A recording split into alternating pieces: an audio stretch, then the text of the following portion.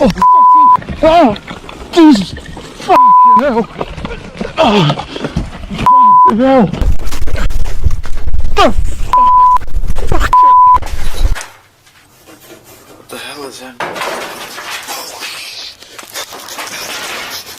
Something.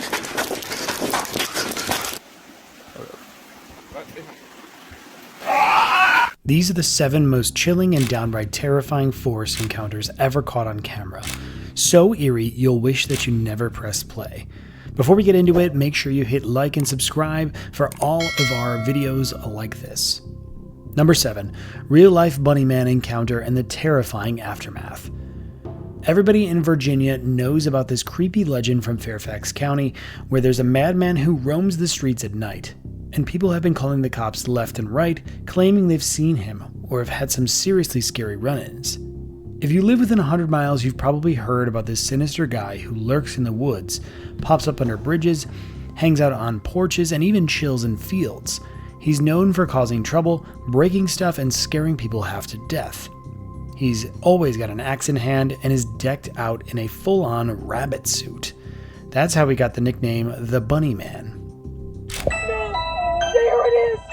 There it is, guys! Hold on! No, stop! No, we're not going under this! No, here it is! Now, some people think it's just a spooky story, while others swear that they've seen him for real. But before we dive into that, let's talk about where it all started. There's this place called Bunnyman Bridge in Clifton, Virginia. Legend has it that this guy in a bunny suit once went on rampage, attacking and even killing people. Naturally, the story spread like wildfire. Teens started daring each other to visit the bridge and its surrounding jungle at midnight, and many claimed to have spotted a shadowy figure swinging a hatchet. Over time, it turned into a local horrific legend. Back in October 1970, a guy in a bunny suit attacked a couple parked in their car near Burke, Virginia. Individual, described as dressed in a bunny suit, attacked a couple that were parked in a car near Burke, Virginia. Apparently is said to have... He accused them of trespassing and chucked a hatchet through their window. The couple ran before they could really see him, but they did mention that he was wearing a light-colored clothing and maybe had something white on his head. They never said that he looked like a bunny, but once the news got out, people started saying that he had bunny ears. Then, just 10 days later, another sighting happened. A security guard spotted a guy in a bunny suit smashing porch windows with an axe, and of course, he vanished before the cops could even catch him. Despite all of the allegations, they never caught the Bunnyman. Since then, thrill seekers have flocked to the bridge and the jungle, hoping to catch a glimpse of him. Many say that they feel a creepy vibe when they're around the area. Whether he's real or just a legend, sightings keep happening. Behind me is Bunnyman's Bridge. So if you guys don't know, apparently there was a psychopath that would dress as a bunny and kill people. Now let's fast forward to 2018, where we'll tell you the first-hand experience of the Bunnyman encounter with raw footage and its terrifying aftermath. Tim Roll, who runs a YouTube channel called Cryptids, got a video from his cousin that claimed to show the Clifton Bunnyman. What is that? What the heck? His cousins Beth and her brother Thomas had filmed something quite eerie. In the clip, there's this bald, human-like figure with a messed-up face lurking in the woods, looking like it's about to chow down on something. He was also carrying an axe, which seemed extraordinarily violent, much like the predators from the film Wrong Turn.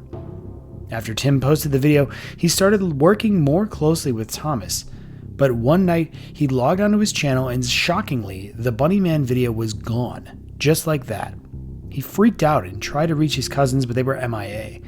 He even checked their apartments, but no one had seen them in a week. What happened to them? Did they just vanish? No updates, just silence. In 2018, they headed to Virginia to dig into the Bunnyman legend. Tim interviewed Beth and a woman named Marjorie, who had also claimed to have seen the Bunnyman. But guess what? Part of the interview footage went missing, just like the Bunnyman video. Marjorie talked about how the winds in Clifton were eerie and mentioned buildings that had been torn down about 50 years ago, but there's no record of these buildings even existing. It's one of those places that just feels haunted. Tim also checked out the abandoned Clifton Library, which had been closed for 55 years due to an infestation.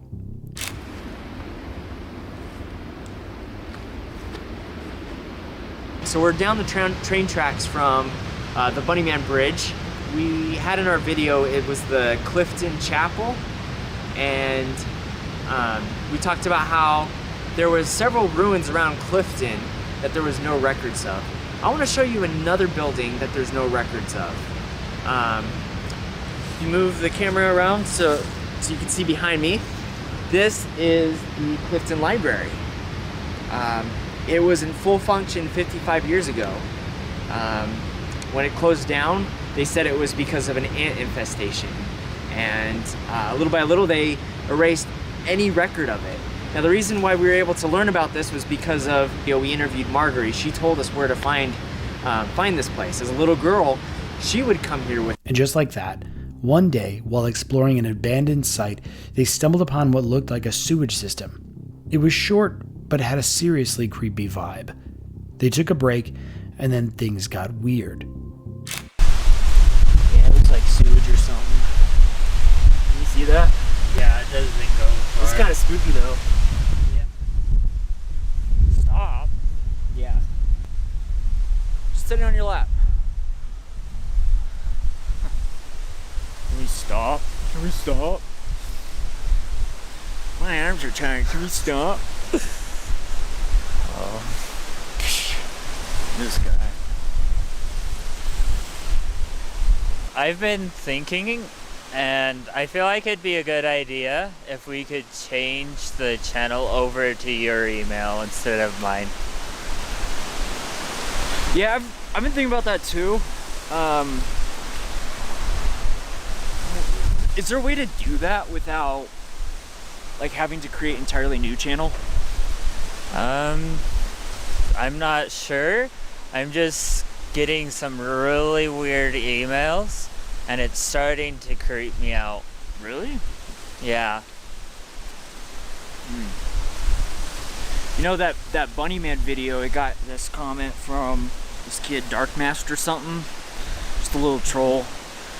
Maybe it's one of his buddies harassing you. No, it's not from a kid. Meanwhile, they started worrying about the security of their YouTube channel because something unsettling happened. They were getting unsettling messages. One comment from an account called Darkmaster mentioned the Bunnyman video. At first, they thought it was just some troll, but the message felt way too creepy. After releasing footage of a haunted swing set, they checked Thomas's emails for anything suspicious. Threatening messages, warnings, you name it. They had been getting creepy emails, but nothing stood out as particularly alarming. But about a month before, when more people started reporting missing persons, the police got involved in searching for Thomas and Beth, but they found nothing. After Tim's cousin's mysterious disappearances, the Cryptid's channel had 3 videos up, Vanilla Encounters and a 2-part interview with Beth. But those 2 videos vanished along with the Bunnyman footage sometime in October of 2018. Luckily, Tim still had the footage from the interviews, which were shot near Clifton Road. Beth recalled it was something like chasing you with an axe. We're rolling. I got like so many right there. So I was walking and I was heading up a little hill, and I don't know, what really like intrigued me was I saw like these markings on the tree, and like at first like I was trying to like figure out what it was, and it kind of looked like a bunny head, a little bunny symbol, you know? And when I turned around for that, that's when I saw that this guy with like the bunny snout was like chasing me with an axe, and it was swinging at me. And it's just like, if those rabbits weren't there, I don't know if I would have turned around in time. After sharing what happened in the Bunnyman video, Beth talked about something that happened right after their encounter. This part never made it into the original 2-part interview. I was like running for my life, and I was coming down, and he was like swinging at me with an axe, and I was running, and it was like when I escaped the woods, and like that's when like this guy in like a black suit just like got out of his like car and tried to like grabbed me. This is when you left the woods? Yes. Okay. Grabbed me and like grabbed my camera and like he was yelling at me and telling me to give him my camera, and it was just like, I just graduated, like that camera was expensive, you know, like there's just, it was. Did you get your than- camera back? You said he grabbed your camera. He tried to. Uh-huh. He was like trying to grab me. He was trying to grab my camera. He was trying to like yell at me, and he I don't know, like he was trying to like take me, and I just like it was pretty intense. Like I don't know, I was scared. Like I was getting threats. I didn't know who I could really talk to about this. Now here's the first piece of the footage from the Bunnyman video that went missing. Thomas was filming Beth near the bridge where she wanted to shoot a short film. This spot is where the Bunnyman legend all began, surrounded by dense forest. Then, in the background of the video, you can see a man.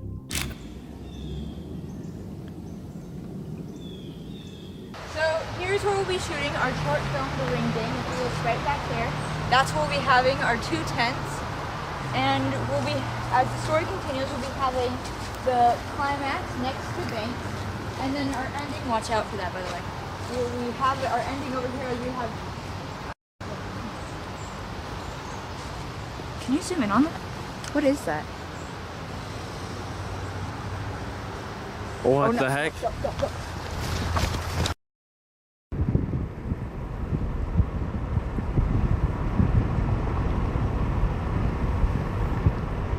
A figure with an axe lurking near the trees.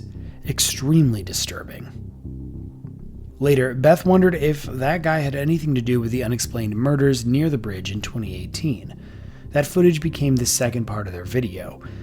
After their terrifying encounter, Beth struggled to find a new location for her film. That place was just too dangerous, so she had to scrap the whole project. But she couldn't shake it off. She had to know what had chased her and Thomas that day. So determined to uncover the truth, Beth grabbed her camera and went back to the woods near Bunnyman Bridge. At first, she found nothing, but then she stumbled upon some strange symbols, something like out of a ritual. And then out of nowhere, just like a scene from a horror movie, the man with the axe appeared. Same bald head, same ragged clothes. He charged at Beth and Thomas with terrifying speed. They ran for their lives. Beth barely made it out, but before she escaped, she caught a horrifying glimpse of his face. Disfigured and unnatural, with a snout like he'd had surgery to look like a rabbit. And here's the final twist. Right before she got out of the woods, a man in a suit tried to stop her. Beth talked about this in a previous interview, but after that, Beth and Thomas completely vanished into thin air. The police kept searching, but to this day, they're nowhere to be found. Did the Bunnyman get them, or was it something else? And who is sending those creepy emails to the channel? Any guesses? Number 6. Psychopath in the Woods. YouTuber Sky is all about that outdoor life, running a YouTube channel called Swamp Valley, where he shares his adventures in nature. One day he decides to head out on a backpacking trip with some friends, just a chill getaway in the woods. Nothing crazy, just good vibes, fresh air, and maybe some campfire stories. At first everything's going great. Everybody's in high spirits, but then something shifts.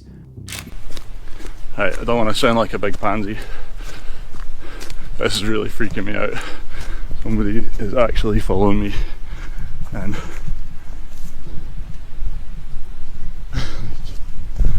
it's freaky, man.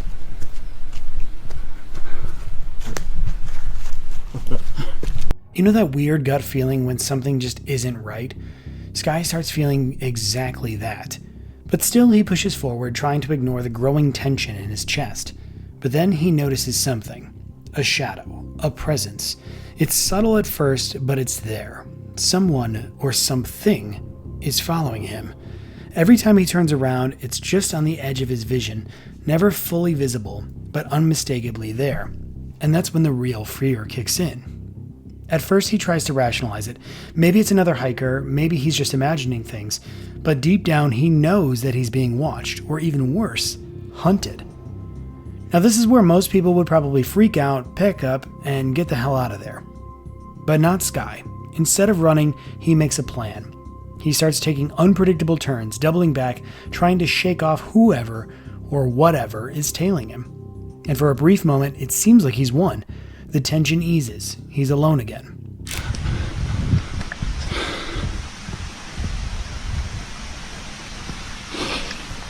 Did I just bloody call this? But here's the crazy part. Instead of leaving, Sky decides to turn the tables. He goes from being hunted to becoming the hunter. He wants to see who this stalker is, maybe even figure out why they're following him. It's a bold move, maybe even a reckless one, but you know, curiosity always wins. And that's when things go really bad for him.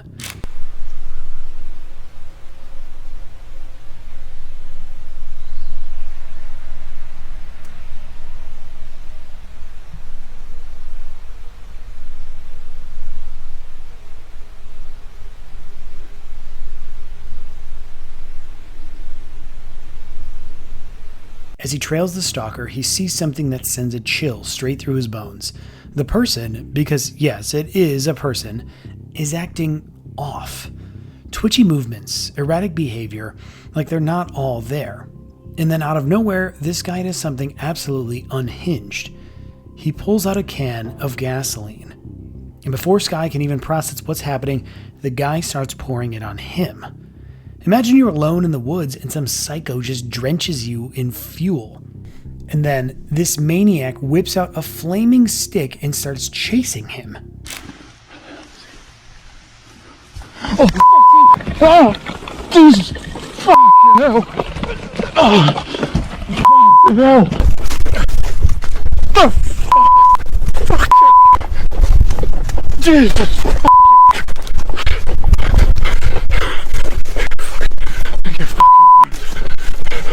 At this point, it's no longer just creepy or unsettling. This is a full-blown life-or-death horror movie level terror. Sky is in complete survival mode, running for his life. But here's the thing. Why? Why did this guy do this? Was it ritualistic, or is it a psychotic serial killer? The fact that there's no clear reason makes it 1,000 times worse. Sky was just trying to enjoy a trip with his friends, and suddenly he's fighting to make it out alive. Eventually, somehow, he escapes. What started as a simple adventure turned into a terrifying brush with pure evil. And it just goes to show, you never really know what's waiting for you out in the wilderness. Because sometimes nature isn't the scariest thing out there. Sometimes it's people. Number 5, Mysterious Cryptid. Isaiah Harris, better known on TikTok as Isaiah Harris 333, has a thing for exploring eerie, abandoned places in the dead of night. There's something about the silence, the feeling of being watched, the way the shadows stretch a little too far under the glow of a flashlight. For him, it's all part of the adventure. But this time, what started as a routine night of urban exploring turned into something far more settling. Their journey began on an old, forgotten bridge, the kind that feels like it's been untouched for years. The night was thick with silence, broken only by the sound of their footsteps on the worn concrete. Isaiah and his friends stood still, shining their lights into the dense foliage below, the beams barely cutting through the endless darkness. It was the kind of quiet that feels unnatural, the kind that makes your instincts scream at you to leave. But that's exactly what they came for. Dude. Just wait. Then a noise. It wasn't the rustling of the leaves or the distant cry of an animal. This was different. An eerie, almost human-like sound drifting up from the tunnel beneath the bridge.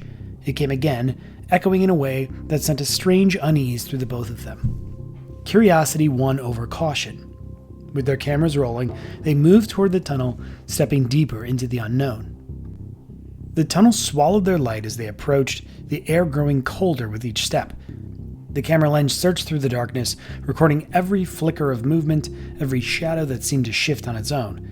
And then, just for a moment, the camera caught something. A figure, pale, almost sickly, with limbs too long for a human, and a presence that made the air feel impossibly heavy.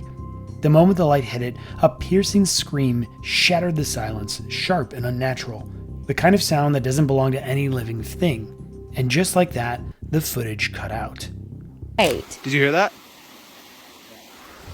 You didn't hear that? Most people would take that as a clear sign to never return, but Isaiah wasn't like most people. The very next night, he and his friend went back. This time they weren't just passing through, they were prepared. Camping gear, stronger flashlights, the determination to figure out what had just happened. Whatever they saw, they wanted answers. Hours passed, but the forest remained still. The tunnel stood empty, as if the creature had never been there at all. No sounds, no movement, just the weight of the night pressing down on them. Eventually, they accepted the silence and left, convinced that whatever had happened that night wasn't going to repeat itself. There's something under there.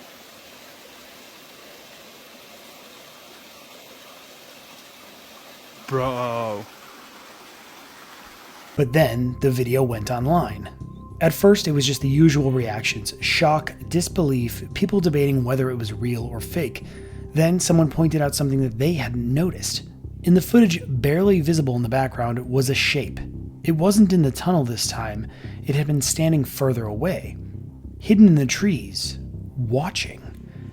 The comments erupted. Some claimed it was just a trick of the light, but others weren't so sure.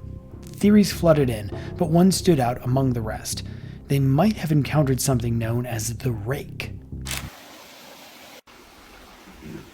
Dude, please don't go down there. Oh my gosh. The Rake is the kind of legend that lingers at the edge of nightmares, a humanoid creature, gaunt and hairless, with claws like razors and an unsettling ability to disappear without a trace.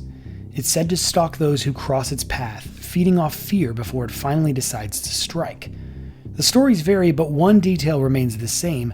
Once you've seen it, it's already too late. Dude, hold on. Let me go first.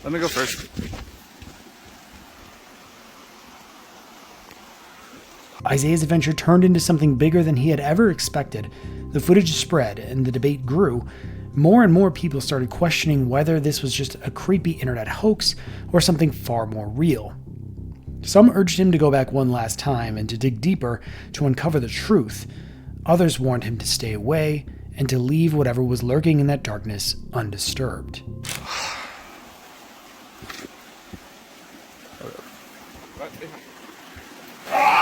What happens next is still unknown, but one thing is certain: whatever Isaiah and his friends saw that night, it saw them too.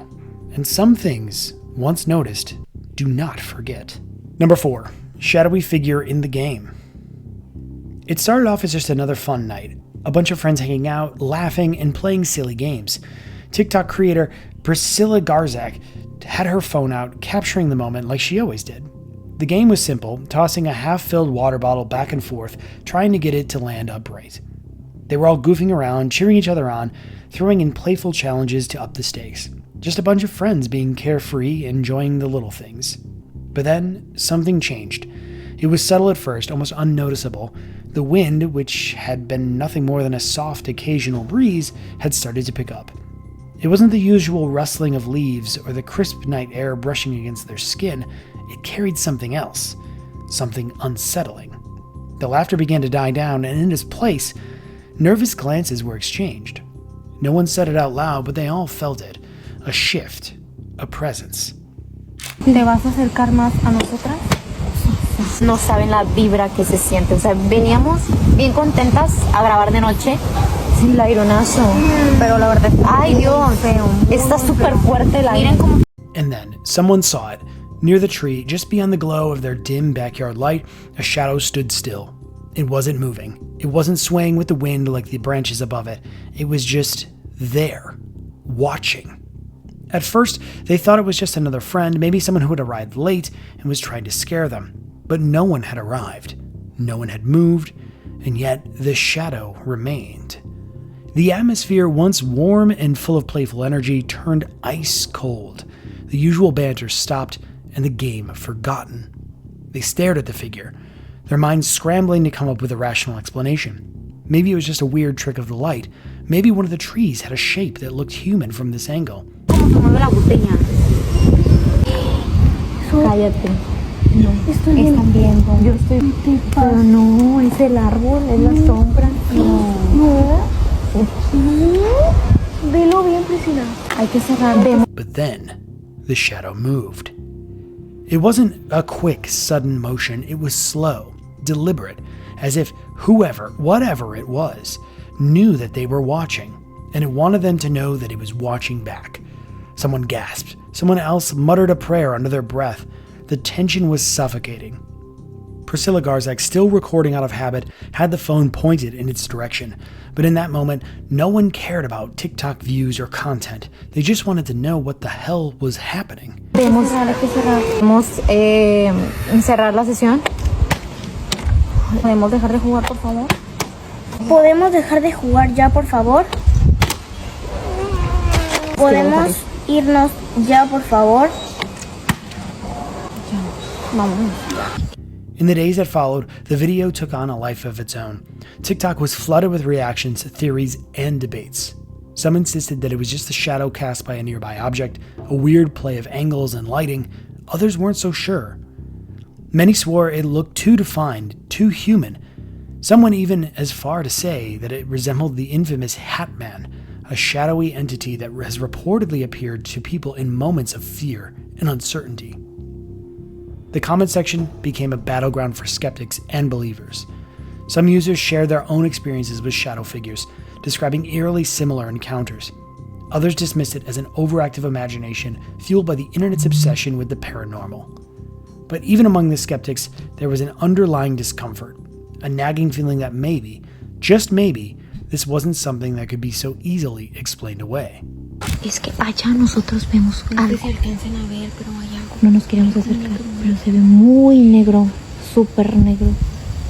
Yo digo que es la sombra del árbol, pero ellas dicen que es otra cosa. Okay, nos estamos acercando, pero estoy con okay. And what about the group that had been there that night? They tried to laugh it off, tried to brush it aside, but the truth was they couldn't forget it.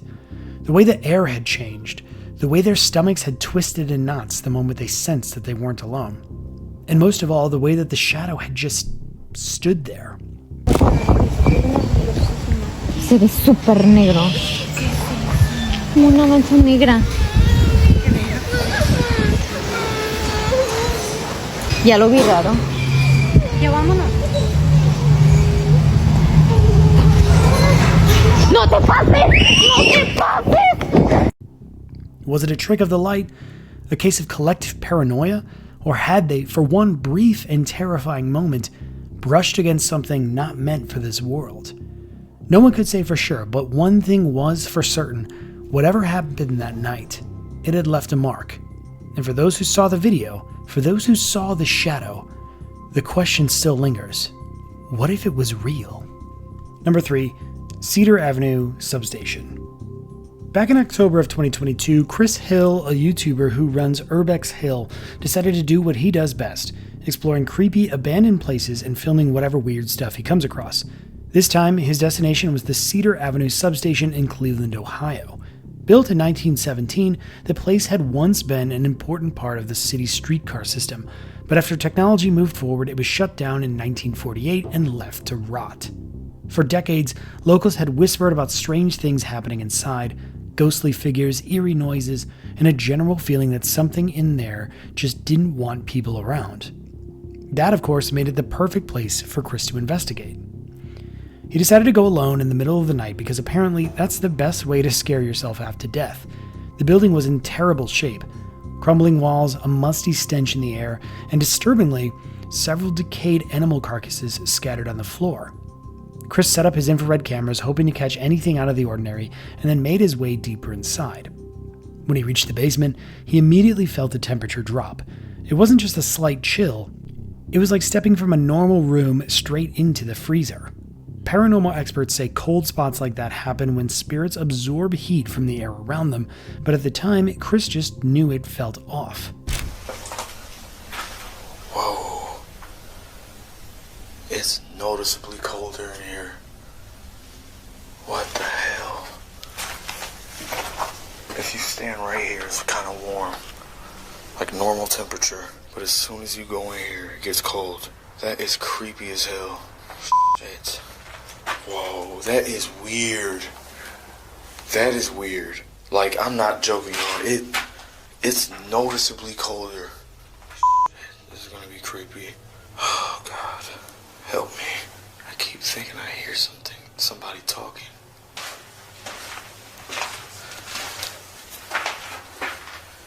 wonder what these things are used for. It's like these shells are all connected, it seems like. Yeah.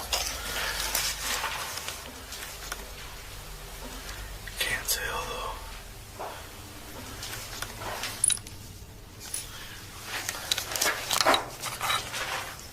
As he looked around, his camera captured something that he didn't notice in the moment, a white shadowy figure moving in the background. Then, out of nowhere, a loud noise echoed through the basement. He turned towards the sound and got a glimpse of something moving near him, but when he looked again, it was gone. Moments later, he started feeling sick, so sick that he ended up violently throwing up. 666. Hell's door. That's kind of creepy. Damn. Still gotta go down there, too.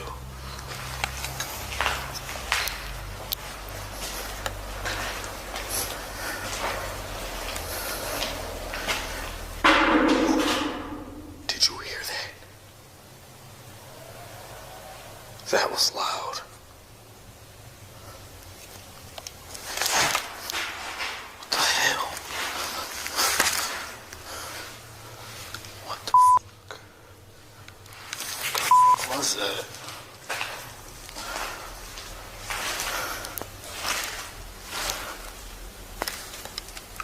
What the fuck was that noise?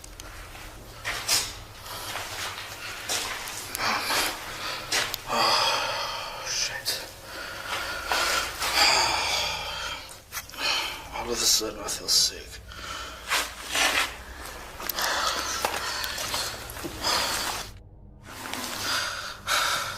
Come on, don't do this.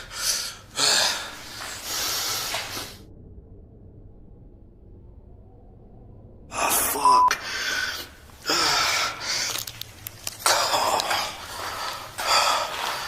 Come on, man.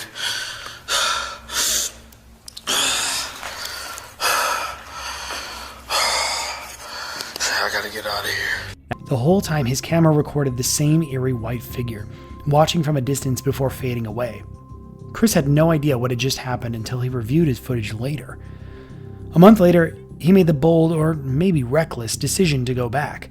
Same setup, same cameras, and same goal, but only this time things got even worse. As soon as he stepped back into the basement, his camera picked up something that he didn't hear at the time. Probably not a good idea to be back here after what happened last time. I got the same setup, the same IR camera set up, and see if I can catch anything else. So I'm back. Wish me luck. I'm just gonna follow the same path as last time.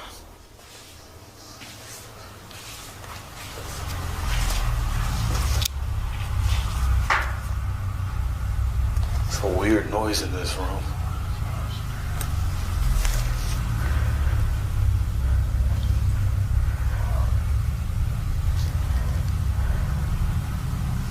That's creepy.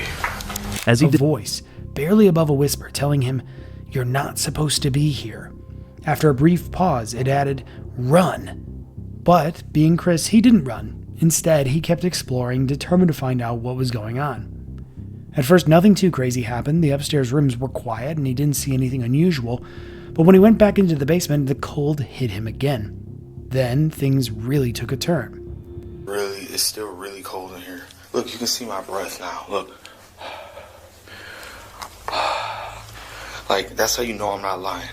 It's really creepy in here. As I walk, it sounds like people are talking. Bones are still there. It's nasty. What the hell? What the hell is that? Oh,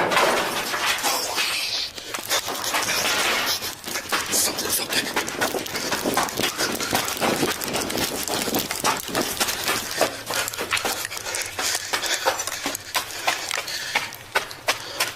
Holy shit. I know y'all heard that. That scared the shit out of me. I do have my gun just in case. It might have been an animal. Holy shit. A sudden deafening crash rang through the space, making him jump and sprint upstairs in a panic. His camera later revealed that the same white figure moving again, right near where the noise had came from. When he checked to see what had caused it, he found a huge crate had fallen, right above where he had been standing. The problem was there was no clear reason why it had fallen, especially with the force that it did. Still determined to get answers, he set up another infrared camera and pressed on. That's when it happened. Ass box just fell on this grate. Maybe it fell from up there. Oh my god, my heart's racing. You know what? I'm gonna put the IR camera up here while I explore. Yeah, those gotta be raccoons. I can hear them up there.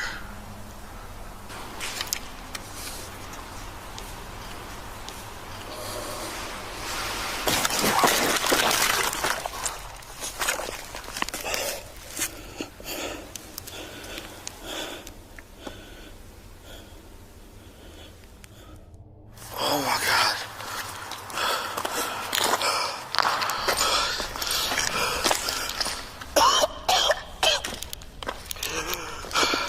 What the fuck just happened? Out of nowhere, something hit him hard.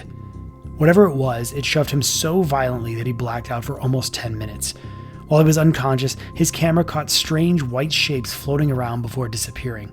When he finally came to, his instincts kicked in, and he grabbed his gear and got out of there as fast as he could. To this day, Chris hasn't gone back to the Cedar Avenue substation, and honestly, after everything that happened, it's probably for the best. Whatever's lurking in that building made it clear, it does not want visitors. Number 2. Mystery of an old, crumpled up tent. Just imagine you're out on a hike deep in the woods, the kind of place where the trees feel taller than usual and the quiet is just a little too quiet. You're soaking up nature, maybe taking a break on a rock when something catches your eye.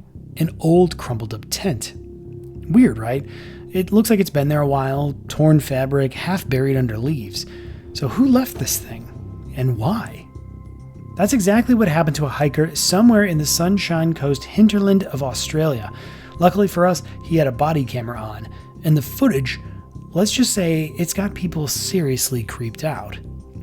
Now at first you might think the story is all about this abandoned tent, but you're wrong. That's not even the really spooky part. The real nightmare fuel is hiding in the background. Look closely, way back in the bushes. Some people might miss it, but if you've got a sharp eye, or you slow the video down, you'll see it. A tall, shadowy figure moving between the trees. It doesn't take charge out or make any noise, it just lingers, watching.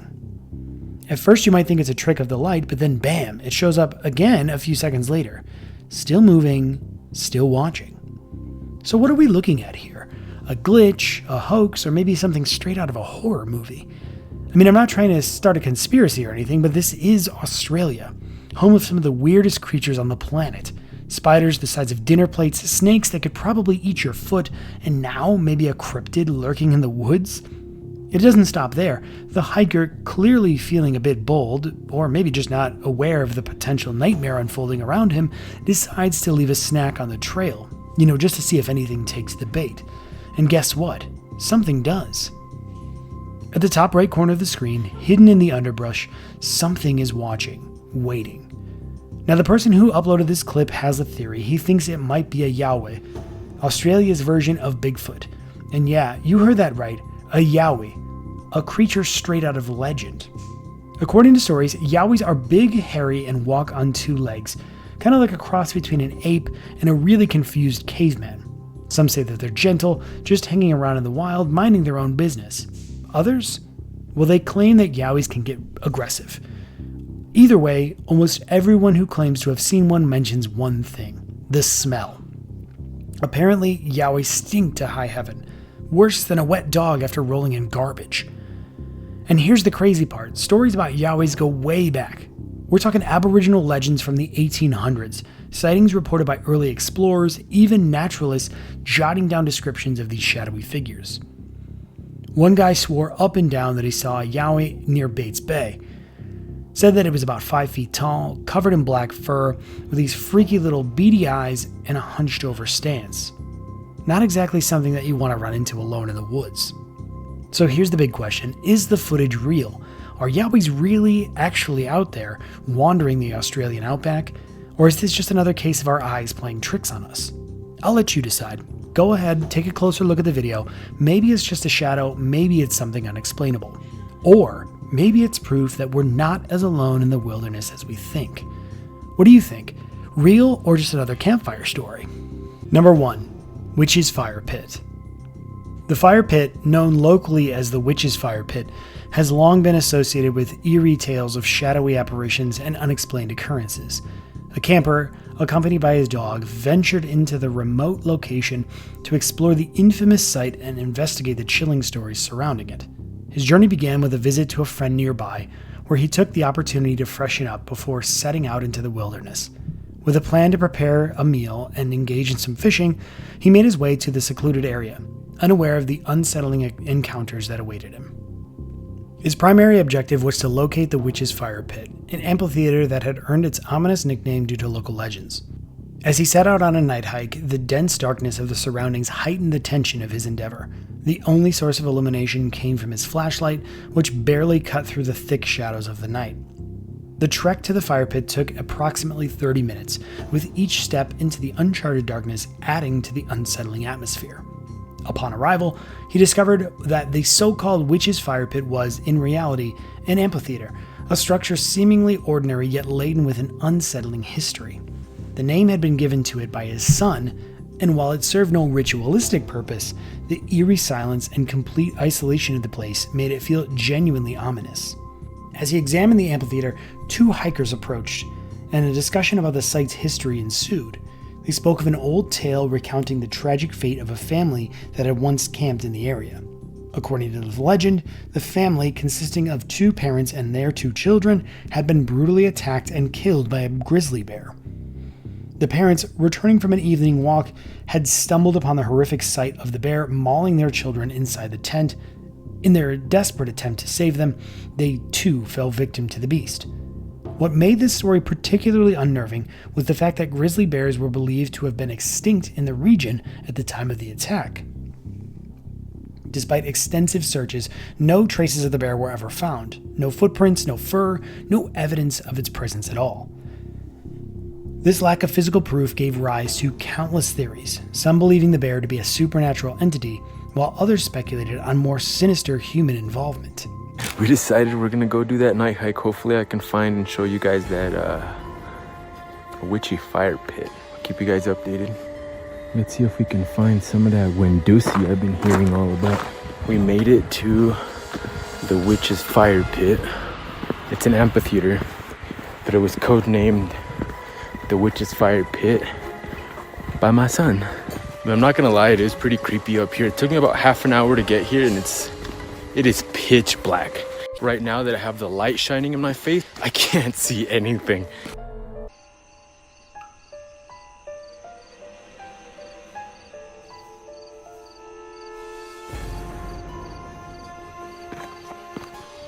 So you mind if I ask you about the ghost stories? Sure, yeah.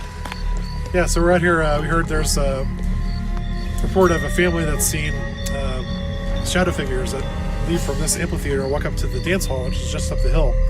And so it's supposed to be 4 figures, 2 parents and 2 kids that were killed by a bear. Oh, wow. 1934, I believe, is when this was built during the Works Project administration. And so parents are going out for a walk at night. When they came back, they saw the bear attacking the tent where their children were. And so the parents went to try and help, and they were killed by the bear as well. At this point, grizzly bears were supposedly extinct in this area. There were no more grizzly bears. People swore it was a grizzly bear that attacked this family. And so they looked for the bear for weeks and found no sign of it, no footprints or anything. So there's really nothing. No one knows what happened. Oh man, terrifying. Terrifying. Oh man, thank you guys so much for your time. Good. So, what are the chances of that? September 19th, we come down here. Turns out, it is the day that a family of 4 was murdered up here. I'm gonna head back and get some rest. Makes this place so much more creepy. I mean, I don't want to run into them, but somehow the temperature really dropped. They say they got mauled by a bear after the fact that there was no more grizzlies up here. But also, I find it kind of sus that the bear mauled all 4 of them. There's no cars around except mine. How crazy would it be if those people were the ghost, right?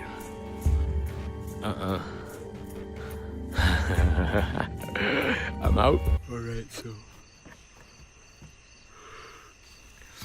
I dozed off for a little bit. I can't really sleep. I don't know if it's the excitement, that whole haunted thing. It's almost one. I figure I can probably drive down the mountain, buy some candles so we can do a little something out there. Now, hear me out. The candles, for all intents and purposes, are not just for the creepy factor, because I feel like, you know, ooh, candles and seances and whatnot. But hear my logic out. You're supposed to see the shadows, right? Now, it is utterly and completely pitch black out here. You can't see a foot in front of you. You can't see shadows in utter darkness, right? Okay, follow me. I have lights. I have larger filming lights. They're way too bright. Honestly, if there was some kind of a shadow, it's gonna get completely washed out by light. So my logic is natural ambient lighting with candles. But logically, right, it's a soft light. It should allow us to see something. So we got some tea lights. I grabbed a handful and put them in my backpack. Alright, so this is my super bright filming light. Check it out. So we're gonna walk down there. I'm probably gonna set up all of the little tea lights around the fire pit and then just post up to the side and hang out for a little bit.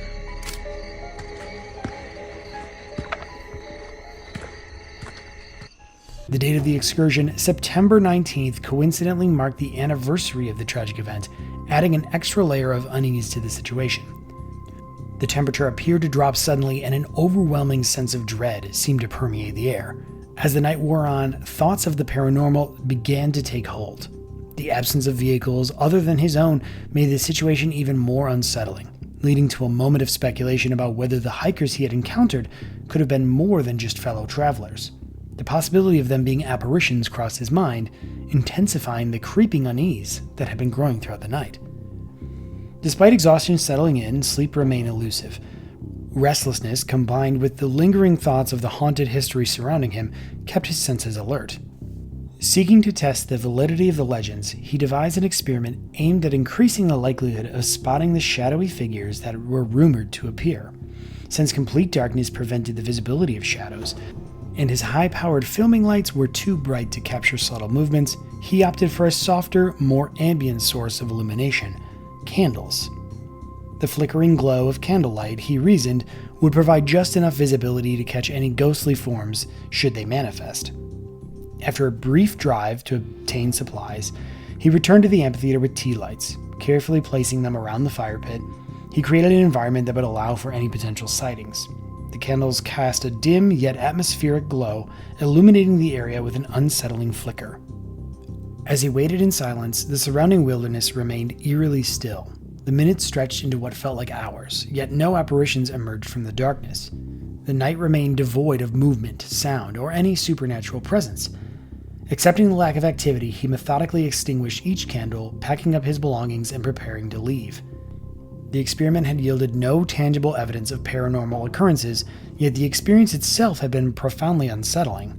The weight of the legend, combined with the ominous setting and eerie coincidences surrounding the date, ensured that the memory of the night would linger long after he departed. And for more chilling experiences and stories, watch this next video from our channel. If you want to hear more, feel free to like and subscribe, and leave a comment below if you have a story that you want us to cover on our next episode. Until next time.